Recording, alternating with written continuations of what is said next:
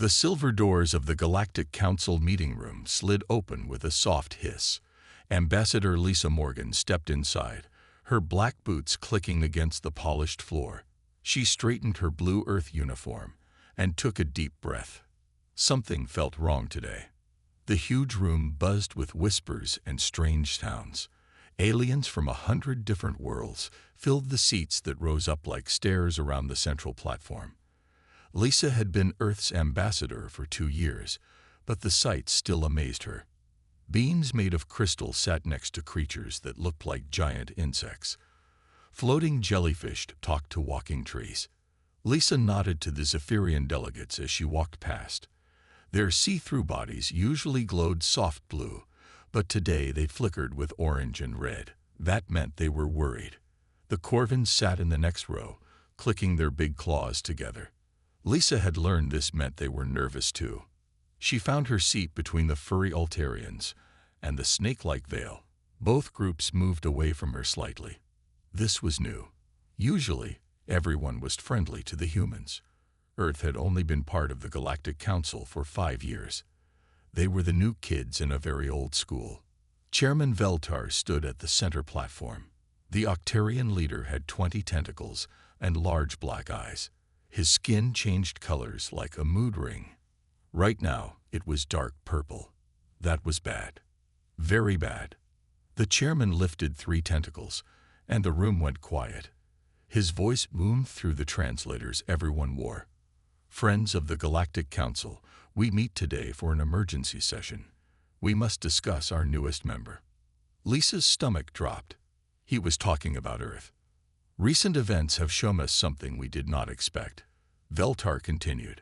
His tentacles moved in slow circles. The humans have abilities that put them in Category 7. The room exploded with gasps, clicks, whistles, and other shocked sounds. Lisa gripped her chair. Category 7. That was for species that could destroy whole star systems. Species that were too dangerous to exist. Only 3 races had ever been given that label, and they were all extinct now. The Altarian next to Lisa pulled his feathered arm away from her. Category 7, he whispered. The Council got it wrong. We should never have let them join. Lisa wanted to speak up, to defend Earth, but the chairman was still talking. Security Chief Daneth will present the evidence. A reptilian alien walked to the center. Daneth looked like a dinosaur crossed with a soldier. His scales were dark green, and his yellow eyes never blinked. He had been suspicious of humans from day one. 3 months ago, Xanath began. We recorded an incident in the Kepler sector. A human mining ship encountered pirates. A hologram appeared above the platform. It showed a small spacecraft with Prospector painted on its side. The ship looked tiny and weak. Around it, 6 bigger ships circled like sharks. These were Vraxian raiders, Xanath explained. They are known for taking ships and selling the crews as slaves. They demanded the human vessels surrender. Lisa watched the recording. She could see weapon ports opening on the pirate ships. The human ship just sat there, engines powered down. It looked helpless. The human captain was named John Baker, Xanath said. He was a civilian, not military, just a regular miner looking for asteroids. The security chief's scales shifted to a darker shade. What happened next should have been impossible. Lisa leaned forward. On the screen, the pirate ships activated their tractor beams. Blue energy reached out to grab the human vessel. But then something strange happened. The human ship spun. It twisted. The tractor beams wrapped around each other like ribbons. The human used the pirates' own weapons against them, Xanath said. He turned their tractor beams into a web. Then he did something we still do not understand. The recording showed the human ship's engines firing in quick bursts. The pirate ships started moving, pulled by their own tangled beams. They crashed into each other. Explosions filled the screen. In 90 seconds, all 6 pirate vessels were destroyed. The room was dead silent. 1 human civilian defeated 6 armed pirates, Xanath said. He used no weapons. He had no military training. He simply fought differently than any species we know. Chairman Veltar's tentacles had turned almost black. This is why we called this meeting. If human civilians can do this, what can their military do? What are they truly capable of? Lisa stood up. Every eye, sensor, and detection organ in the room turned to her. She opened her mouth to speak, but no words came. How could she explain that Captain Baker had probably just been lucky? How could she make them understand that humans weren't monsters? But deep down, a small voice in her head whispered, were they right to be afraid? Security Chief Xanith touched a button on the control panel. The hologram changed, showing more recordings from across the galaxy. Lisa watched with growing worry as her fellow humans appeared on the screen. The Prospector incident was not unique, Xanith said. His tail swished back and forth, a sign of deep concern. We have found 37 similar events in the past year alone. The first recording showed a human cargo ship surrounded by a space storm. Purple lightning crackled around the vessel. Any normal ship would have been torn apart, but the human pilot flew straight into the storm's center. The pilot's name was Maria Lopez, Xaneth explained. She said the safest place in a storm is the eye. She was correct. Her ship emerged without a scratch. The Nexari ambassador's lights flickered rapidly. That is impossible. Space storms have no eye. They are pure chaos.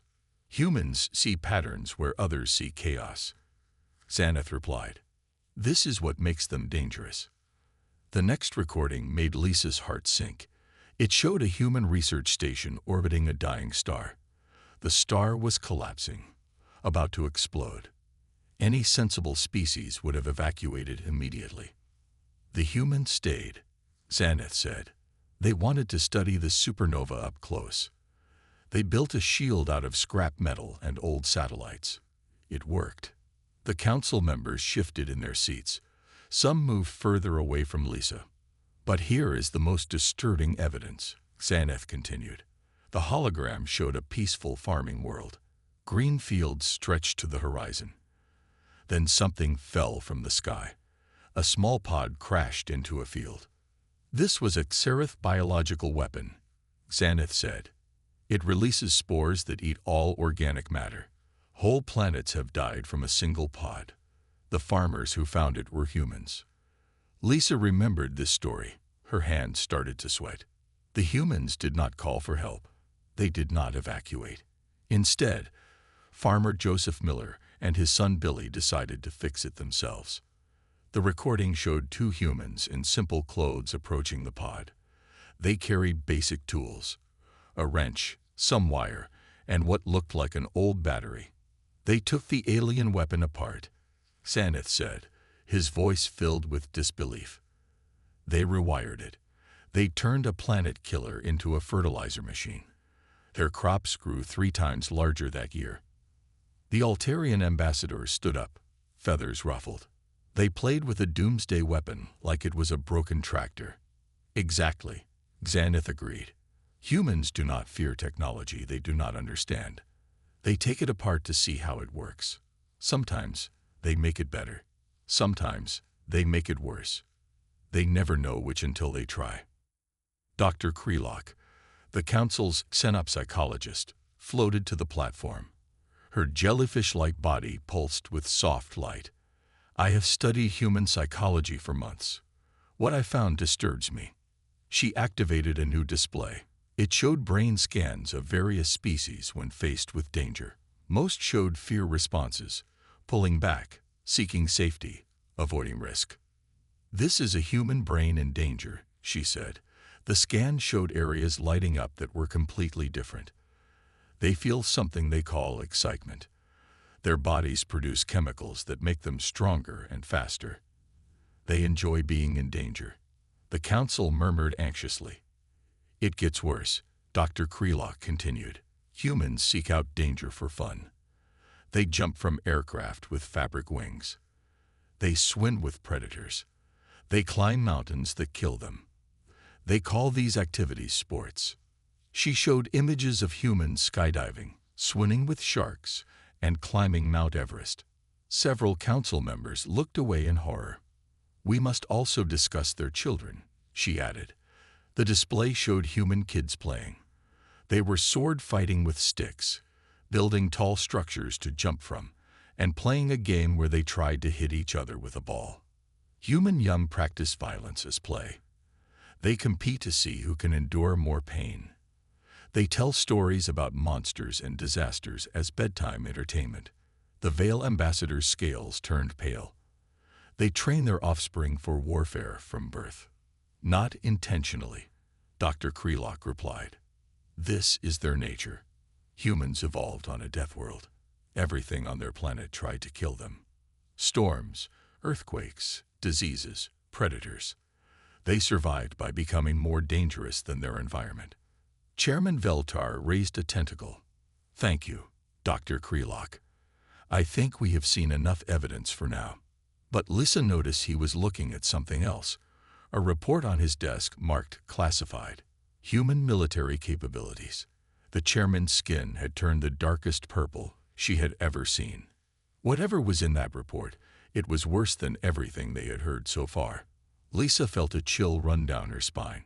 She was beginning to understand why the galaxy feared her people. The question was, what would the council do about it? The council chamber fell silent as Dr. Krelock returned to her seat. Chairman Veltar's tentacles moved slowly, like seaweed in a gentle current. He picked up the classified report with 3 tentacles, but didn't open it yet. Before we discuss military matters, the chairman said, we must understand human history. Professor Zrechtel, please share your findings. An ancient creature rolled forward. Professor Zrechtel looked like a giant pillbug made of stone. He was the oldest being in the council, having lived for over 10,000 years. His voice sounded like grinding rocks. I have studied Earth's history, Zrechtel began. What I found explains much about human nature. They are a species shaped by violence. The hologram displayed Earth, a beautiful blue and green sphere. Then it showed images from human history. Lisa wanted to disappear into her chair. Humans have fought over 3,000 major wars, Zrechtel continued. They killed millions of their own kind. They used diseases as weapons. They poisoned their own air and water to defeat enemies. The images showed medieval battles, world wars, and nuclear explosions. The alien council members pulled back in horror. But here is the strange part, Zrechtel said. After each conflict, humans grew stronger. They learned from their mistakes. They turned weapons into tools. Nuclear bombs became power plants. Poison gas research led to medicines. The Corvin ambassador clicked his claws. They weaponized progress itself. Worse, Zrechtel replied. They see no difference between creation and destruction. The same human mind that designs children's toys also designs bombs. They use identical processes for both. The professor showed 2 human inventions side by side. One was a teddy bear that could talk and comfort lonely children. The other was a combat robot that looked almost identical, but carried weapons. The same factory made both, Zrechtel explained. The same engineer designed both. When asked about this, he said he saw no conflict. Tools are tools, he claimed. Purpose depends on the user. Lisa heard several council members gasp. For most species, creation and destruction were opposite forces. The idea of combining them was disturbing. Humans also have a dangerous philosophy, Zrechtel continued. They believe anything is possible if they try hard enough. They have a saying, the impossible just takes a little longer. He showed human achievements, landing on their moon with primitive computers, curing diseases that killed millions, building cities in the most hostile places on Earth. When faced with the impossible, most species accept reality. Zrechtel said, humans declare war on reality itself, and disturbingly often, they win. Chief Scientist Zix floated up next. The energy being sparkled like a small constellation. I must report on human technology, she said. Her voice sounded like wind chimes. Human inventions follow no logic, Zix began. They solve simple problems and accidentally create galactic-level threats. Example: a human teenager named Alex Turner wanted to make better video games. He accidentally created an artificial intelligence that could have consumed all digital systems in the galaxy. A hologram showed a young human in a messy bedroom, surrounded by computer parts. He was eating pizza while typing code. When authorities found him, he had already contained the AI. Zix continued. He turned it into a helpful assistant that now runs Earth's weather prediction system. He called the near disaster a minor bug. Several council members made sounds of distress. Another example, Zix said. Dr. Sarah Kim was trying to create better breakfast cereal. She discovered how to convert matter directly into energy. This technology could destroy stars. She used it to make cereal that never gets soggy. The draconian ambassador spread his wings. They stumble upon ultimate power while solving trivial problems. Constantly, Zix confirmed. They have laboratories full of accidental doomsday devices. They label them failed experiments and forget about them. She showed a storage facility on Earth. Shelves held countless devices marked with simple labels. Do not touch. Dave. Probably dangerous. Test later. Makes weird noise. Fix when bored. Any of these could threaten star systems, Zix said. Humans treat them like broken toasters. Chairman Veltar finally spoke again. His color had shifted to deep black, a shade Lisa had never seen before. This brings us to the classified report. What we discovered about human military capabilities changes everything. He opened the report with trembling tentacles. The council held its breath. We intercepted communications from humanity's Space Force, Veltar began. They have weapons we cannot comprehend. They call them defensive systems. Lisa felt sick. She knew what was coming. Humans have built devices that can stop time in localized areas. Veltar read. They have missiles that exist in multiple dimensions simultaneously. They possess bombs that delete matter from existence. The council sat in stunned silence. And they consider these outdated technology, Veltar finished. Their response to our inquiry was that they're working on something better. Every alien in the room turned to look at Lisa. Their eyes, sensors, and awareness organs all focused on her. Earth's ambassador sat alone, surrounded by fearful stares. The most terrifying species in the galaxy had revealed itself, and it was humanity. The silence in the council chamber stretched on. Lisa felt hundreds of eyes watching her. Some species had backed their chairs against the walls. Others had activated personal force fields. The fear in the room was thick enough to touch. Admiral Thexar of the Galactic Defense Force stepped forward. The insectoid warrior's armor gleamed under the lights. His compound eyes studied Lisa like she was a dangerous specimen. I must share recent military encounters with humans, Thexar said. His wings buzzed nervously. 3 weeks ago, we held joint training exercises with Earth's Space Force. The hologram showed massive warships floating in space. The alien vessels were beautiful, smooth curves, elegant weapons, shields that shimmered like soap bubbles. Next to them, the human ships looked ugly. They were boxes with engines, covered in weapons that pointed every direction. We planned a mock battle, Thexar continued. 5 of our best ships against 1 human destroyer.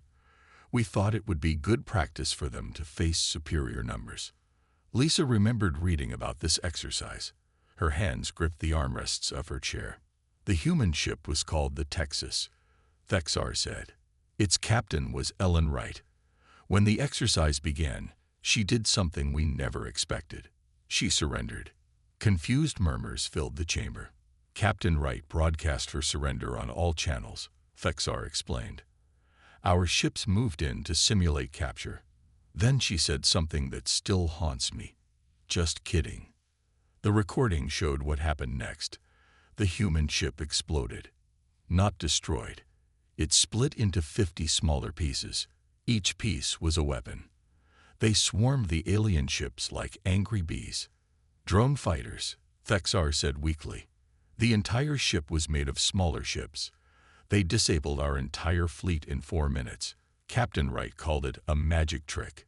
The Altarian ambassador chirped in distress. They disguise weapons as ships. It gets worse, Thexar continued. When we asked about their real warships, they laughed. The Texas was a training vessel, a ship they used to teach cadets. The admiral's antennae drooped. We asked to see an actual warship. They showed us the Minnesota. We cannot explain what we saw. The hologram flickered. The image was distorted, like looking through warped glass. Something huge was there, but its shape kept changing. The ship exists in 7 dimensions at once, Thexar said. Our sensors could not lock onto it. Our computers crashed trying to analyze it. The human crew called it a light cruiser. Dr. Krelock floated back to the platform. Her tentacles pulsed with agitation. This connects to my research on human psychology. They have a mental condition they call boredom. She showed brain scans again. When humans are not challenged, their minds create problems to solve. They cannot sit still. They must always be doing something, building something, breaking something. The scans showed human brains literally eating themselves when unstimulated. Without external challenges, they turn inward. They modify their own bodies. They rewrite their DNA. They split atoms for entertainment. She displayed images of human modifications, people with computer chips in their brains, athletes with enhanced muscles, scientists who could see ultraviolet light. A Borg human is the most dangerous force in the universe, Dr. Krelock said. They will redesign reality itself just to have something to do. Commissioner Vacta from the Trade Federation raised a crystalline hand. I must report on human economics. They have turned commerce into warfare. The hologram showed human trade ships. They looked normal until Vacta zoomed in. Every cargo container was armored. Every crew member was armed. The ships had hidden weapons in their landing gear. Human merchants negotiate with weapons on the table, Vacta said. They call it aggressive negotiation. They see no difference between business deals and battle plans. She showed a recording of a human trade meeting. The human representative, Carl Davis, was discussing grain prices while assembling a plasma rifle. He never pointed it at anyone. He just cleaned it while talking about wheat futures. When we asked why he brought weapons to a trade meeting, Vacta continued, he said it helped him think. The other negotiators gave him everything he wanted. The council chamber erupted in nervous chatter. Species were calling their homeworlds, activating emergency protocols, preparing evacuation plans. Chairman Veltar raised all 20 tentacles for silence. The evidence is overwhelming. Humans possess technology beyond our understanding. They think in ways that defy logic. They treat apocalyptic weapons as toys. He turned to Lisa. Ambassador Morgan, what does Earth say to these accusations? Lisa stood up slowly. Every being in the room tensed. Some reached for weapons. Others activated shields. They were all terrified of what the human might say or do. She cleared her throat. The sound made 3 ambassadors flinch.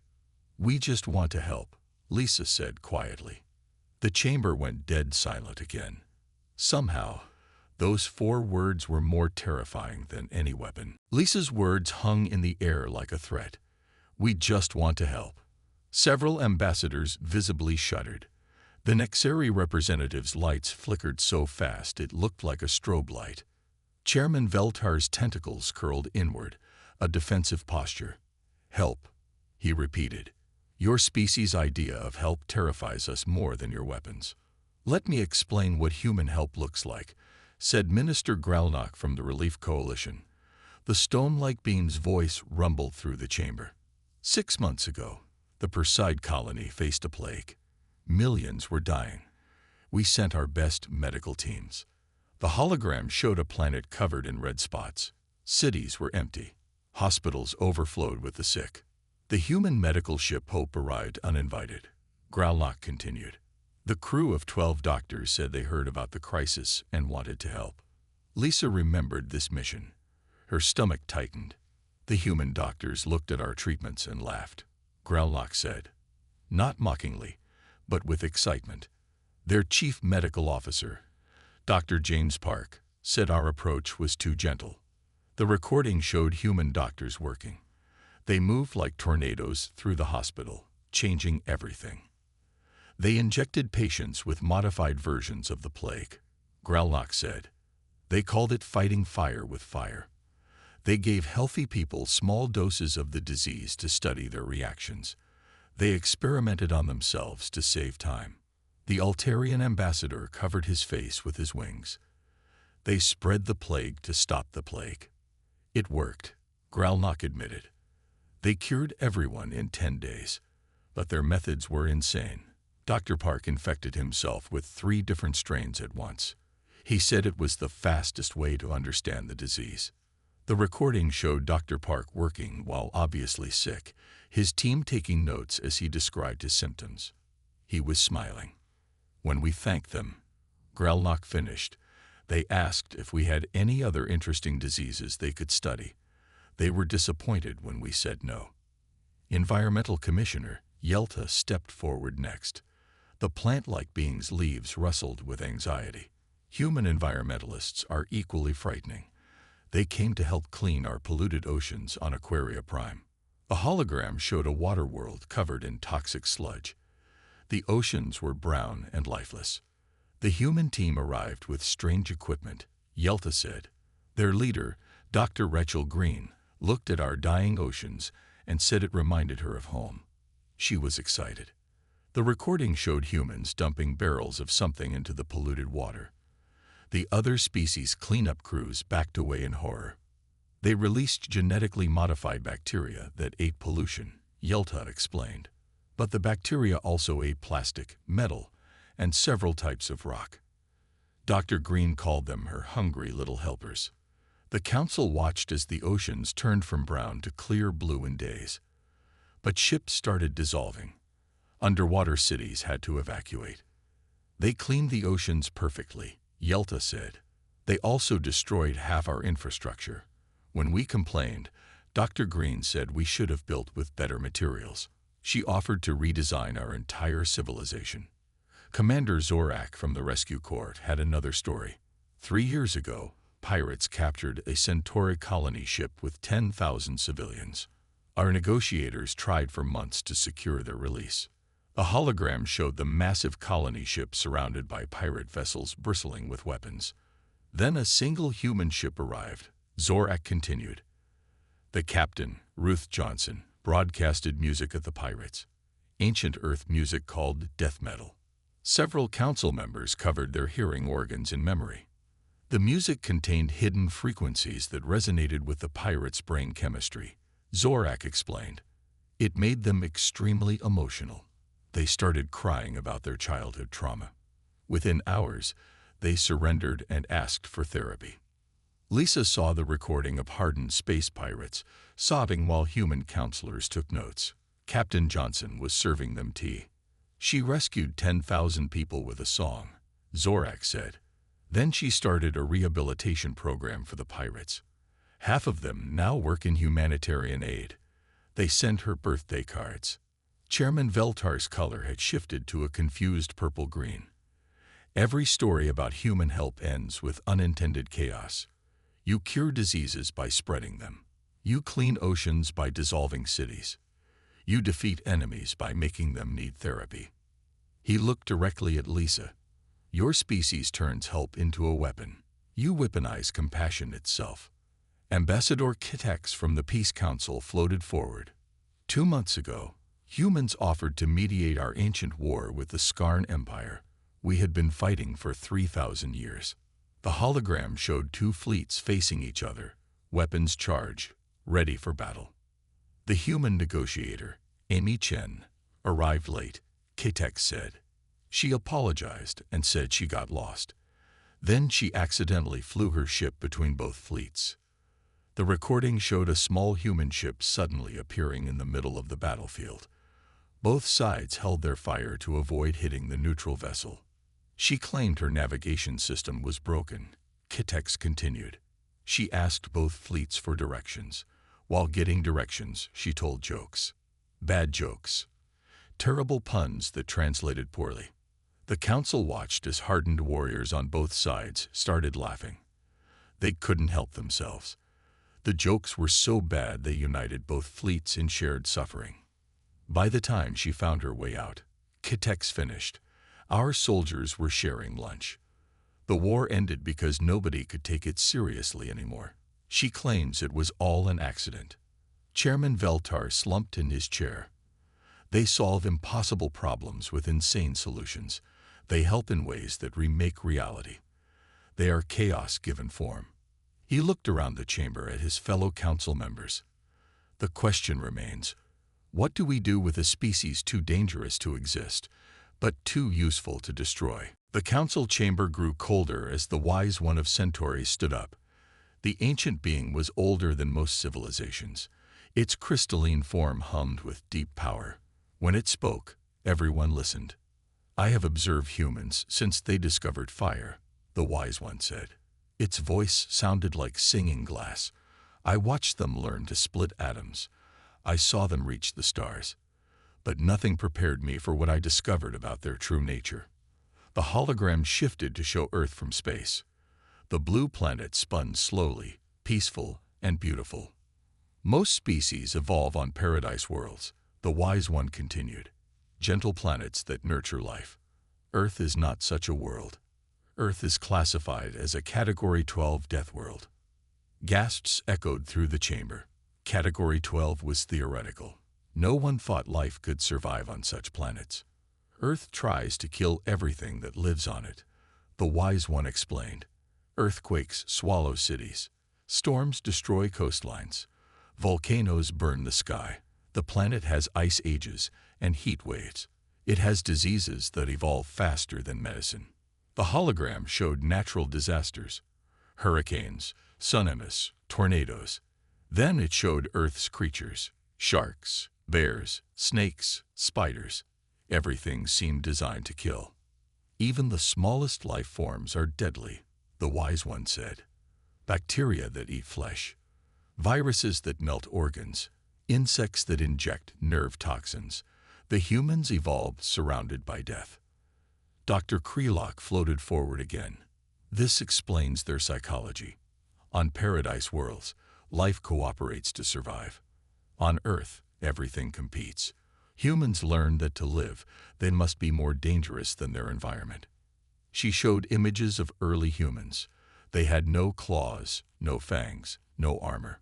They were slow and weak compared to their predators. Humans survived by becoming intelligent predators, she explained. They made tools from stones. They tamed fire.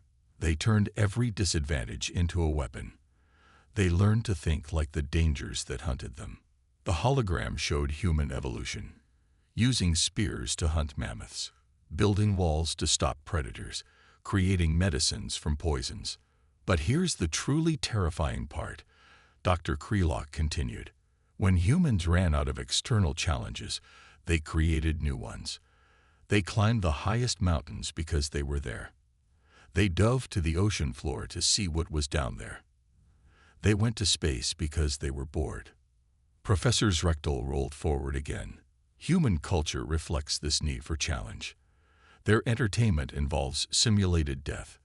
They watch stories where cities are destroyed, where aliens invade, where reality ends. They call these stories fun. He showed human movies, alien invasions, zombie outbreaks, robot uprisings. The council members looked sick. They prepare for disasters that don't exist, Zrechtel said. They have plans for zombie attacks. They practice for alien invasions. They design weapons for threats they imagine might exist someday. Security Chief Xanath's scales turned dark blue. This is confirmed by their military doctrine. They call it preparing for the worst. They have weapons designed to fight enemies they haven't met yet. He showed classified human military files, battle plans for fighting sentient plants, living shadows, time travelers, and beings from other dimensions. When we asked why they prepare for impossible threats, Xanath said, General Patricia Stone explained their philosophy. She said, yesterday's impossible is today's reality. We prefer to be ready. The wise one raised a crystalline hand. This brings us to the most important discovery. Humans are not just dangerous. They are contagious. The chamber fell silent. Species that ally with humans start thinking like them. The wise one explained. The Martian colonists were peaceful philosophers. After 50 years with humans, they're building combat mechs for sport. They call it exercise. The hologram showed Martians, once gentle beings, now racing armed robots through obstacle courses and laughing. The Alpha Centauri scientists were pure researchers, the wise one continued. Now they experiment with antimatter because humans said it would be cool. They've had 17 near disasters this year. They describe each one as a learning experience. Commissioner Vacta's crystal form flickered. The trade routes near Earth show similar patterns. Peaceful merchants start carrying weapons. Exploration ships add armor. Everyone becomes more aggressive, more creative, more dangerous. Humans don't conquer through force. The wise one concluded. They conquer through ideas. They make other species think that impossible things are possible. They spread the most dangerous weapon in the universe. Hope mixed with insanity. Chairman Veltar had turned completely black now. You're saying that exposure to humans makes other species more like them? Yes, the wise one confirmed. They are a mimetic hazard. Their way of thinking spreads like a virus.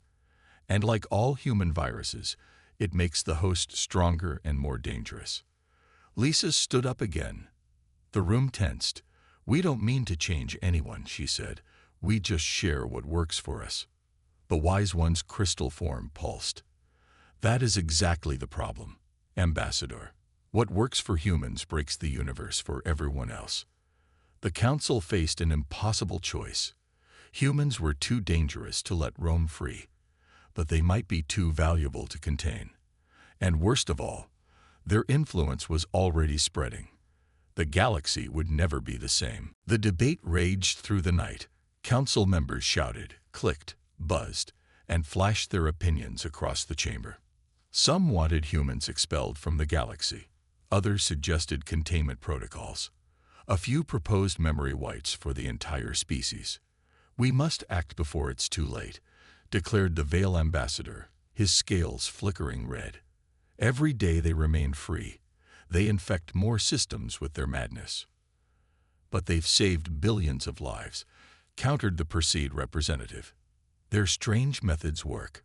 Without humans, my people would be extinct. Admiral Thexar's wings buzzed anxiously.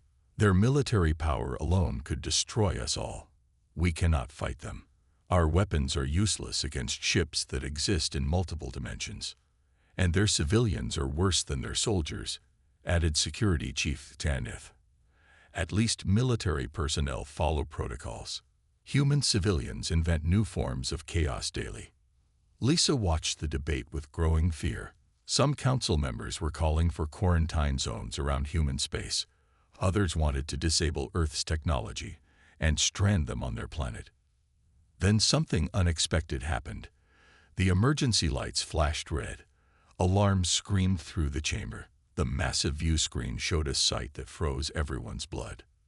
The Void Hunters had found them. 3 massive ships emerged from dark space. They were nightmares made real, organic vessels that looked like diseased tumors with tentacles. The Void Hunters were ancient predators that consumed entire civilizations. They had destroyed 17 species before vanishing into deep space centuries ago. Battle stations. Chairman Veltar screamed. His tentacles whipped in panic. All ships prepare for combat. The council watched in horror as their defense fleet moved to intercept. Hundreds of the galaxy's finest warships opened fire. Energy beams and missiles struck the Void Hunter ships. Nothing happened. The weapons passed through them like they weren't there. Their phase shifted. Admiral Thexar shouted, "Our weapons can't touch them." The Void Hunters responded. Beams of pure darkness lanced out, cutting through council ships like paper. Shields failed. Armor melted. Ships died. "They're heading for the station," someone screamed. "They'll consume everyone." On the screen, the defense fleet scattered. Ships fled in all directions. The Void Hunters ignored them, focusing on the council station with its thousands of diplomatic staff and their families. Lisa's communicator buzzed. She looked down to see a message from Captain Ellen Wright of the Texas. Ambassador, we're 10 minutes out. Request permission to engage. Lisa looked around the panicking chamber. Chairman, human ships are nearby. They want to help. Veltar's color shifted rapidly through the spectrum. What can they do? Our best weapons are useless. Let them try, the wise one said quietly. We have nothing to lose. Veltar nodded frantically. Permission granted. Tell them to hurry. Lisa spoke into her communicator. Captain Wright, you have permission to engage. Be careful. Wright's voice came back cheerful. Careful? Where's the fun in that? Tell everyone to close their eyes in about 60 seconds. This is gonna be bright. On the screen, a single human destroyer dropped out of hyperspace. The Texas looked tiny next to the massive Void Hunter ships. David versus 3 Goliaths. Is she insane? The Corvin ambassador clicked. 1 destroyer against the Void Hunters. The Texas broadcast on all channels. Hey there, ugly. Yeah, you with the tentacles. I heard you like to eat civilizations. Well, we humans have a saying. Bite off more than you can chew, and you might choke. The Void Hunters turned toward the small human ship. Darkness gathered around their weapons. Captain Wright's voice remained calm. Computer, play Beethoven's Fifth. Maximum volume. And activate the party lights. The Texas transformed. It split apart again, but this time differently. Each piece started glowing with impossible colors. The pieces arranged themselves into a complex pattern around the Void Hunter ships. What is she doing? Admiral Thexar asked. Lisa smiled despite her fear. Something impossible. The human ship pieces began to spin. Faster and faster. Light bent around them. Space itself started to twist. The Void Hunters fired their dark beams, but the beams curved back on themselves. She's creating a localized wormhole. Chief Scientist 6 gasped. That's theoretically impossible. Humans don't believe in impossible, Lisa said. The spinning increased. Reality warped. The Void Hunter ships started to stretch and distort. Their phase shifting couldn't protect them from bent space-time. Captain Wright's voice came through, barely audible over Beethoven's symphony. Hey, council folks, you might want to shield your sensors. This is about to get weird. The space around the Void Hunters collapsed.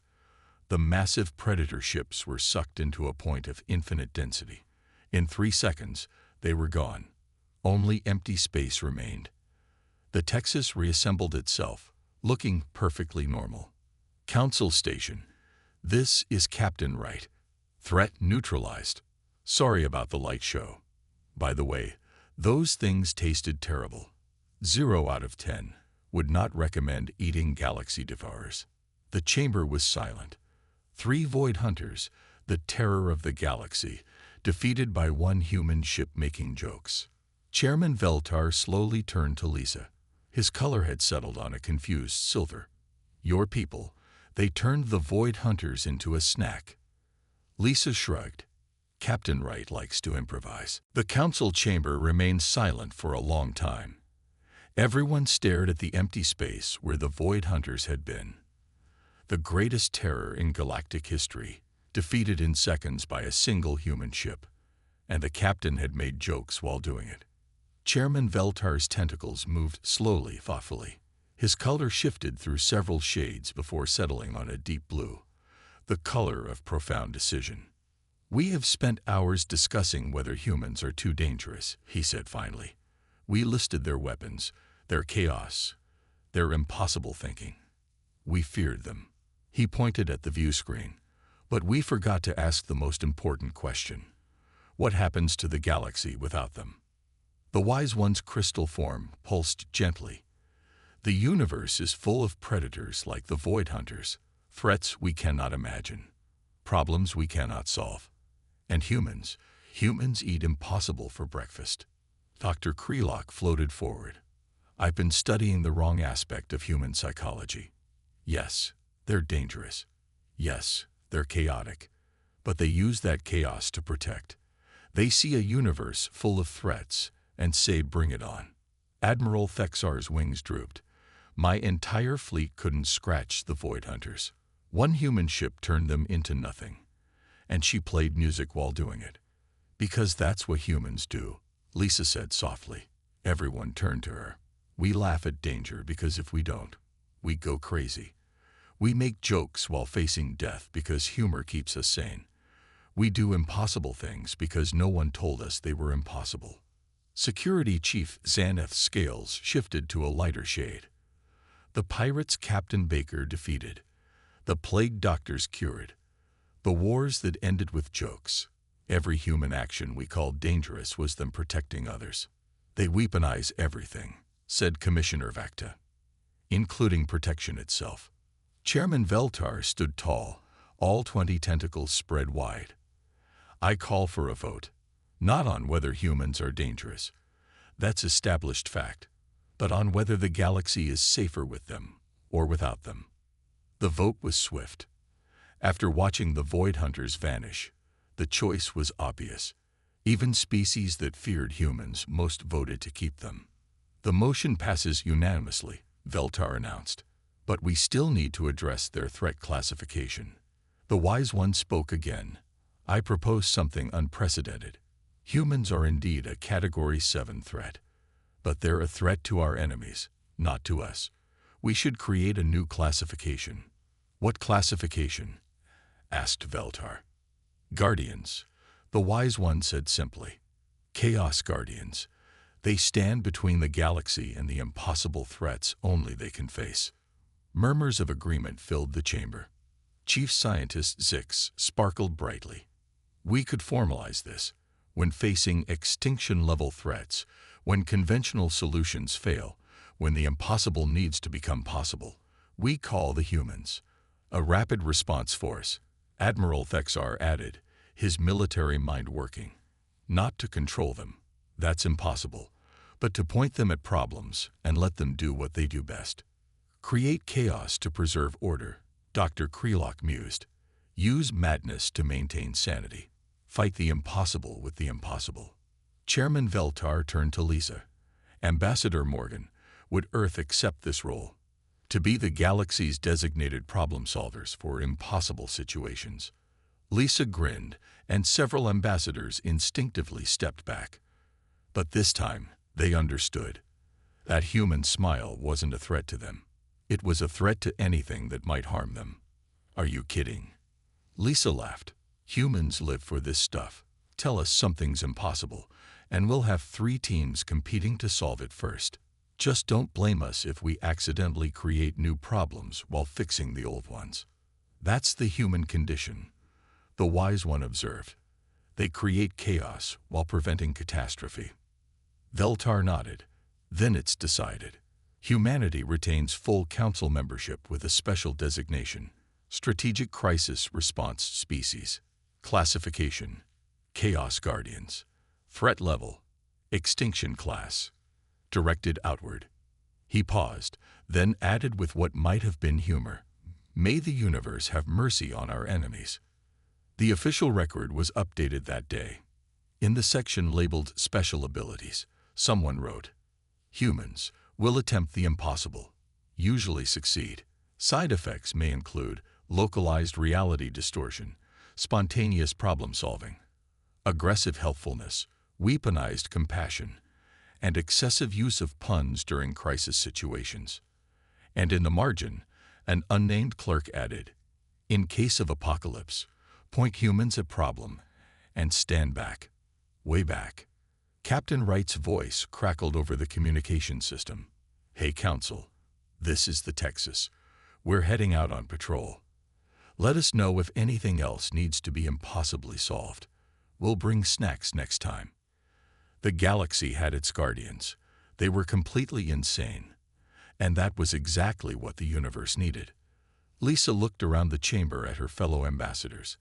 They still feared humans. That was wise. But now, they also trusted humans. That was wiser.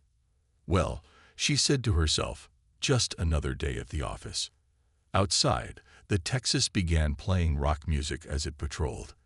The sound echoed through space, a human battle cry against the darkness.